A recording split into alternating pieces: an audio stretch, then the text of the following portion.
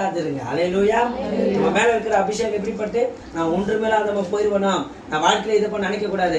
என் மேல இருக்கிற அபிஷேகம் என்ன அபிஷேகம்? ஆசீர்வதிக்கப்பட்ட. வேதம் சொல்லுது, கர்த்தரால் ஆசீர்வதிக்கப்பட்டவரே உள்ளே வாரும். எப்போ நீங்க ஞானஸ்நானம் எடுத்தீங்களோ, எப்போ இயேசுவை ஏற்றுக்கொண்டீங்களோ, அன்னைக்கே நீங்க ஆசீர்வதிக்கப்பட்டவர்கள். அல்லேலூயா. ஆசீர்வாதத்தினுடைய உணர்வை நீங்க உணரணும். நிறைய நேரம் நம்ம ஆசீர்வாதத்தை நினைக்க மாட்டோம். எப்ப பார்த்தா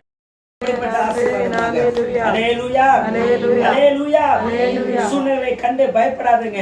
அன்றைக்கு தன்னுடைய கடினமான காலங்களில் ஆசீர்வாத சக்தியை கொண்டு ஜெயித்த யோசேப்பு சொல்கிறார், எல்லாரும் எனக்கு தீமை செய்ய நினைத்தீர்கள், ஆனா தேவனோ எனக்கு என்ன பண்ண நன்மையாக மாறப்படினார்.